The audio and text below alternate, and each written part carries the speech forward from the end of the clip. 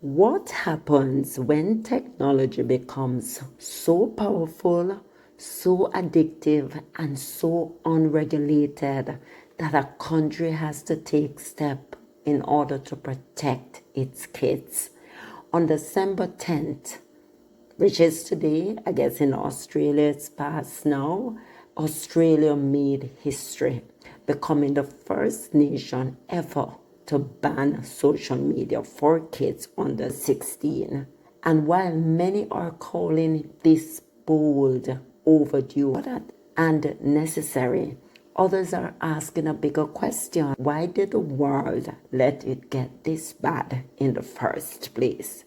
Today we're breaking down what this ban really means, why it happened, and why this conversation affects every country. Australia has officially passed a landmark law banning anyone under 16 from using platforms like TikTok, Instagram, Snapchat, Facebook, and X. This move follows years of rising concerns, addictive algorithms, harmful content reaching young people, companies failing to protect minors, and parents being left with no support. The fines, up to 50 million Australian for platforms that fail to keep under 16 out. This is not a small step. This is a global first. This is indeed a proud day to be Australian, because make no mistake, this reform will change lives for Australian kids and allowing them to just have their childhood, for Australian parents enabling them to have greater peace of mind, but also for the global community who are looking at Australia and saying, well, if Australia can do it, why can't we? Australia didn't wake up one day and decide to go nuclear on social media. This legislation is a direct response to years of complaints from family, warnings from child safety experts, reports of cyberbullying, harmful trends targeting young people, and algorithms pushing content kids should never see. Policymakers say the tech companies have had years to fix these problems and didn't. This law is basically Australia saying, if you won't protect kids, we will. Here's how the new system works. Kids under 16 cannot legally create or use accounts. Platforms must verify age through approved methods. Companies that fail to block underage users face major fines. The goal is to give young people time back, less pressure, less comparison, fewer risk.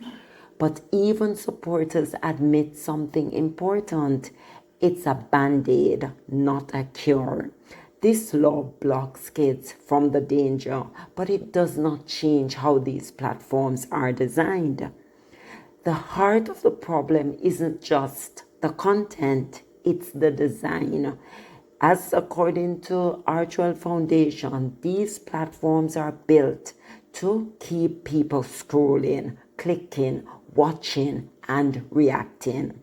That's how they make money. More engagement, more profit. And kids, they are the most vulnerable to those systems. Experts argue that as long as profit comes before safety, bans like this are creating the symptoms, not the cause. To be clear, social media isn't all bad.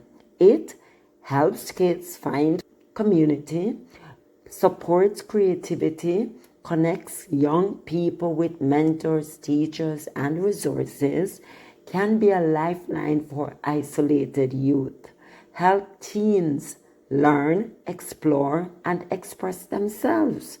But the problem is this: kids can't opt out of the harmful parts. There's no safety mode that actually protects them, and no way to avoid algorithms that prioritize attention over well-being. That's why young people themselves are speaking out, calling for technology that is safe by design, not after someone gets hurt. They're trying to be more proactive than reactive, and this is a good thing. We need to be more proactive, right? Some young people are worried about how the ban will be enforced. Will age verification becomes invasive? Will companies collect even more personal information? Will kids still find loopholes? And will this push teens into unregulated spaces? These questions matter, but safety shouldn't come at the cost of privacy or freedom. Australia may be first, but they won't be the last.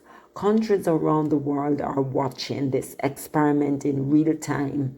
If it works, you may see similar law appear in the US, Canada, the UK, Europe, and Asia.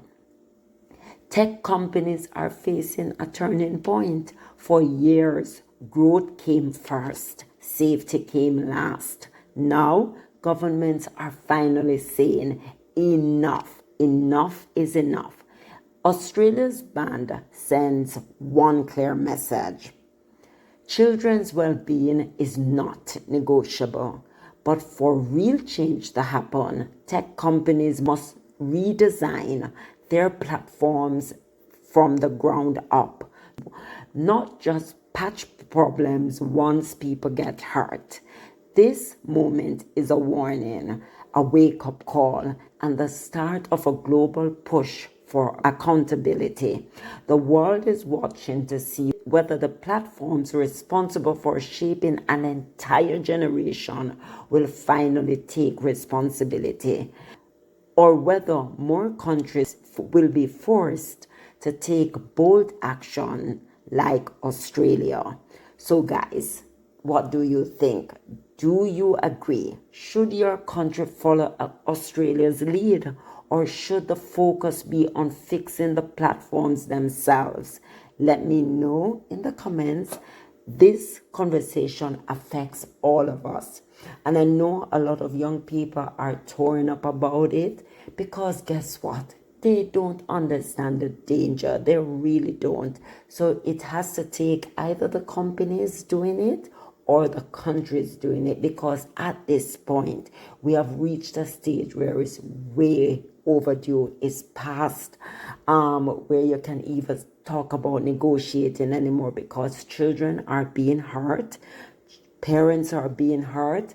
Can you imagine you go upstairs and your child is no longer here because of something that happens on the internet? These are the worrying concerns. These are the things that let you stay up at night, because your children are in danger. So either the companies right now, they don't see an incentive to fix it because it's money in their pockets. The more engagement, the more clicks, the more that they are engaged and they're getting paid. But what about those parents that are going home without their children because of these systems, the algorithms feeding you things that you never even asked to be fed, and they're just feeding you. How can children negotiate with that? So companies and countries have to take a stand, and that is what it is. So let me hear your thoughts. Let me know what you think. Again, this is important. Please don't forget to like, subscribe, turn on your notification bell so you never miss a beat. Bye.